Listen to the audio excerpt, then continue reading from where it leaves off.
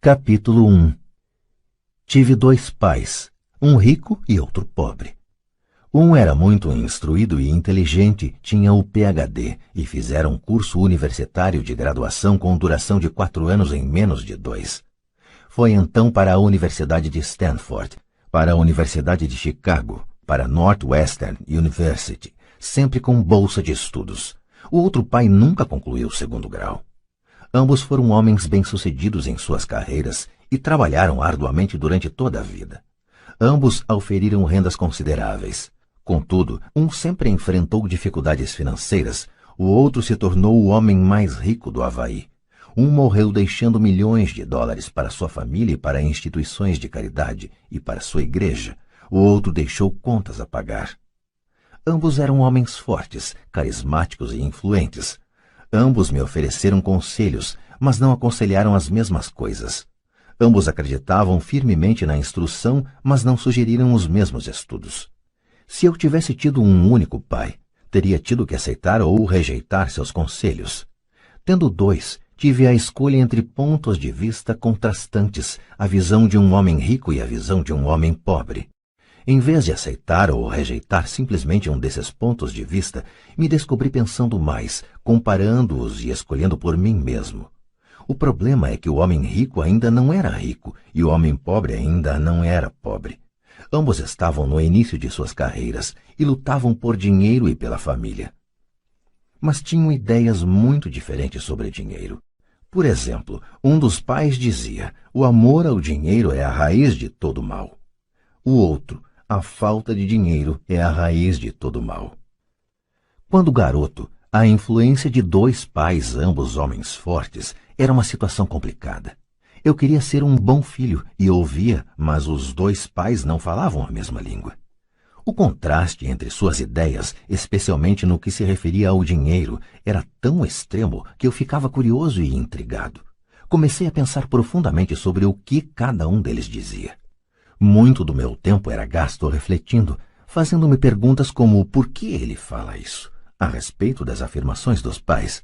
Teria sido muito mais simples falar, sim, ele está certo, concordo com isso, ou simplesmente rejeitar o ponto de vista dizendo, o velho não sabe do que está falando. Porém, tendo dois pais que eu amava, fui forçado a pensar e escolher um dos caminhos por mim mesmo. Esse processo de escolher por mim mesmo se mostrou muito valioso no longo prazo.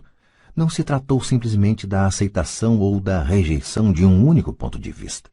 Uma das razões pelas quais os ricos ficam mais ricos, os pobres mais pobres e a classe média luta com as dívidas é que o assunto dinheiro não é ensinado nem em casa nem na escola. Muitos de nós aprendemos sobre dinheiro com nossos pais. O que pode dizer um pai pobre a respeito do dinheiro para seu filho? Ele diz simplesmente, fique na escola e estude muito. O filho pode se formar com ótimas notas, mas com uma programação financeira e uma mentalidade de pessoa pobre. Isso foi aprendido pelo filho em sua tenra idade. O dinheiro não é ensinado nas escolas. As escolas se concentram nas habilidades acadêmicas e profissionais, mas não nas habilidades financeiras. Isso explica por que médicos, gerentes de banco e contadores inteligentes que tiveram ótimas notas quando estudantes terão problemas financeiros durante toda a sua vida.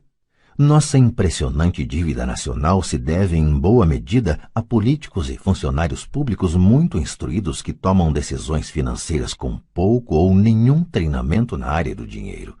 Muitas vezes penso no novo milênio e imagino o que acontecerá quando houver milhões de pessoas precisando de assistência financeira e médica. Eles se tornarão dependentes do apoio financeiro de suas famílias ou do governo. O que acontecerá quando o Medicare e a Seguridade Social ficarem sem dinheiro? Como uma nação sobreviverá se ensinar sobre dinheiro continuar sendo tarefa dos pais, cuja maioria será ou já é pobre? Como tive dois pais a me influenciar, aprendi com ambos. Tive que refletir sobre os conselhos de cada um deles e, ao fazê-lo, percebi o poder e o impacto dos nossos pensamentos sobre nossa própria vida. Por exemplo, um pai costumava falar, não dá para comprar isso.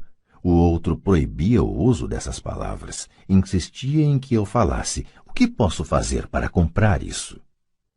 Num caso temos uma afirmação, no outro uma pergunta. Um deixa você sem alternativa, o outro obriga você a refletir. Meu pai, que logo ficaria rico, explicava que ao falar automaticamente não dá para comprar isso, seu cérebro para de trabalhar. Ao perguntar o que posso fazer para comprar isso, você mantém seu cérebro trabalhando. Ele não estava dizendo que comprasse tudo o que desejasse. Ele incentivava fanaticamente que exercitasse minha mente, o computador mais poderoso do mundo. Meu cérebro fica mais forte a cada dia porque eu o exercito. Quanto mais forte fica, mais dinheiro ganho. Ele acreditava que repetir mecanicamente não dá para comprar isso era um sinal de preguiça mental.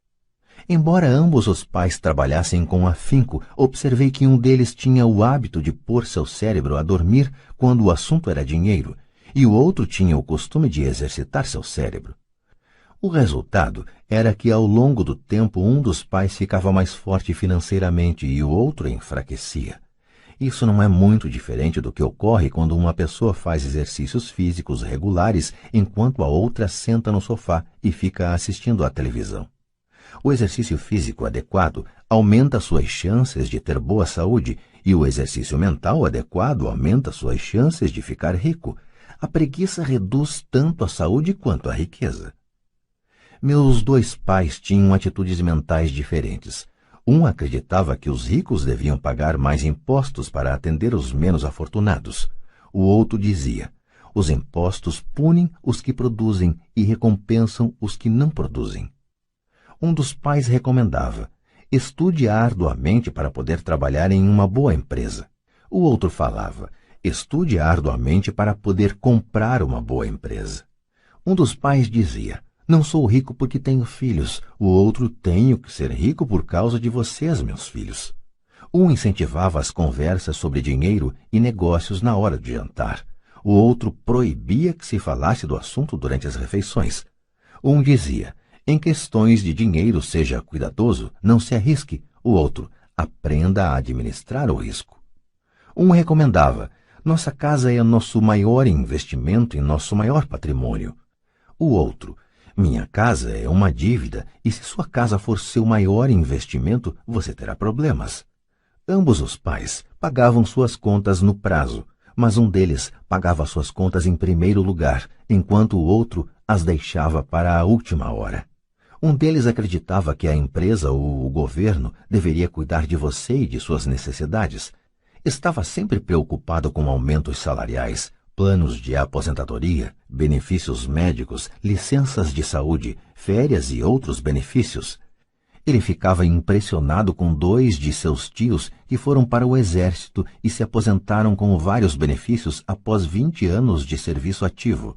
Ele adorava a ideia de assistência médica e serviços de reembolso de alimentos que os militares ofereciam a seus aposentados. Ele também se empolgava com as cátedras vitalícias do sistema universitário. A ideia de estabilidade no emprego e benefícios trabalhistas lhe parecia às vezes mais importante do que o próprio emprego. Dizia frequentemente: trabalhei muito para o governo, mereço essas mordomias. O outro pai acreditava na total autossuficiência financeira. Ele sempre se manifestava contra a mentalidade dos direitos e falava que isso estava criando pessoas fracas e financeiramente necessitadas. Ele dava muita ênfase à competência financeira. Um dos pais lutava para poupar alguns poucos dólares. O outro simplesmente criava investimentos. Um pai me ensinou a escrever um currículo impressionante para que eu pudesse encontrar um bom emprego. O outro me ensinou a fazer sólidos planos financeiros e de negócios, de modo que eu pudesse criar empregos. Ter dois pais fortes me proporcionou o luxo de observar o impacto de diferentes formas de pensar sobre a própria vida. Observei que as pessoas moldam suas vidas por meio de seus pensamentos. Por exemplo, meu pai pobre sempre me dizia: nunca vou ficar rico, e isso acabou acontecendo. Meu pai rico, por outro lado, sempre se referia a si próprio como sendo rico. Ele dizia coisas como: sou um homem rico e pessoas ricas não fazem isto. Mesmo que estivesse totalmente quebrado após um revés financeiro, ele continuava a se considerar um homem rico. Ele se justificava dizendo: há uma diferença entre ser pobre e estar quebrado. Estar quebrado é algo temporário, ser pobre é algo eterno. Meu pai pobre dizia: não ligo para dinheiro, ou o dinheiro não é importante. Meu pai rico sempre dizia: dinheiro é poder. O poder de nossos pensamentos nunca poderá ser medido ou avaliado, mas desde jovem se tornou óbvio para mim a tomada de consciência de meus pensamentos e da forma como me expressava. Observei que meu pai pobre não era pobre por causa do dinheiro que ganhava, que era bastante, mas por causa de seus pensamentos e ações. Quando garoto, tendo 2 pais, me tornei consciente de que deveria ser cuidadoso com os pensamentos que decidisse adotar como meus. A quem ouviria? A meu pai rico ou a meu pai pobre? Embora ambos tivessem um enorme respeito pela educação e pelo aprendizado, eles discordavam quanto ao que era importante aprender. Um queria que eu estudasse arduamente, me formasse e conseguisse um bom emprego para trabalhar pelo dinheiro. Ele queria que eu estudasse para me tornar um profissional, um advogado ou um contador, ou que fosse para uma faculdade de administração para obter um MBA. O outro me incentivava a estudar para ficar rico, para entender como funciona o dinheiro e para aprender como fazê-lo trabalhar para mim. Não trabalho por dinheiro, costumava repetir uma e outra vez. O dinheiro trabalha para mim. Com 9 anos de idade, resolvi ouvir e aprender com meu pai rico tudo sobre dinheiro. Optei por não dar ouvidos a meu pai pobre, mesmo que fosse ele quem possuísse todos os títulos universitários. Uma lição de Robert Frost. Robert Frost é meu poeta favorito. Embora goste de muitas de suas poesias, a minha preferida é The Road Not Taken. Quase todos os dias recorro às suas lições. The Road Not Taken. O caminho não escolhido. Num bosque amarelo, 2 caminhos se separavam, e lamentando não poder seguir os 2, e sendo apenas um viajante, fiquei muito tempo parado, e olhei para um deles tão distante quanto pude, até onde se perdia na mata. Então segui o outro, como sendo mais merecedor, e tendo talvez melhor direito, porque coberto de mato e querendo uso, embora os que por lá passaram os tenham realmente percorrido de igual forma, e ambos ficaram essa manhã com folhas que passo nenhum pisou. Guardei o primeiro para outro dia, embora sabendo como um caminho leva para longe, duvidasse que algum dia voltasse novamente. Direi isto suspirando: em algum lugar, daqui a muito e muito tempo, 2 caminhos se separaram em um bosque e eu escolhi o menos percorrido. E isso fez toda a diferença. Robert Frost, 1916. E isso fez toda a diferença. No correr dos anos, pensei muitas vezes no poema de Robert Frost. Ao escolher não dar atenção aos conselhos e atitudes quanto a dinheiro de meu pai muito instruído, tomei uma decisão dolorosa, mas foi uma decisão que determinou o resto de minha vida.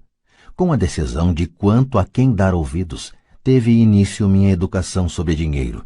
Meu pai rico me deu lições ao longo de um período de 30 anos, até que cheguei aos 39 anos de idade. Suas lições pararam quando ele percebeu que eu conhecia e entendia plenamente o que ele estava tentando martelar na minha cabeça, às vezes bastante dura. O dinheiro é uma forma de poder.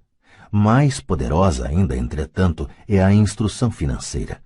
O dinheiro vem e vai, mas se você tiver sido educado quanto ao funcionamento do dinheiro, você adquire poder sobre ele e pode começar a construir riqueza. O motivo pelo qual o simples pensamento positivo não funciona é porque a maioria das pessoas foi à escola e nunca aprendeu como o dinheiro funciona, e assim passam suas vidas trabalhando pelo dinheiro. Como comecei com apenas 9 anos, as lições que meu pai rico me ensinou foram simples. E quando tudo foi dito e tudo foi feito, encontramos apenas 6 lições, repetidas ao longo de 30 anos. Este livro trata dessas 6 lições, expostas da maneira mais simples possível, da forma como meu pai rico as passou para mim. Estas lições não pretendem ser respostas e sim marcos. Marcos que ajudarão você e seus filhos a enriquecerem, não importa o que aconteça em um mundo de crescente mudança e incerteza. Lição 1. Os ricos não trabalham pelo dinheiro. Lição 2. Para que a alfabetização financeira? Lição 3. Cuide de seus negócios. Lição 4. A história dos impostos e o poder da sociedade anônima. Lição 5. Os ricos inventam dinheiro. Lição 6. Trabalhe para aprender, não trabalhe pelo dinheiro.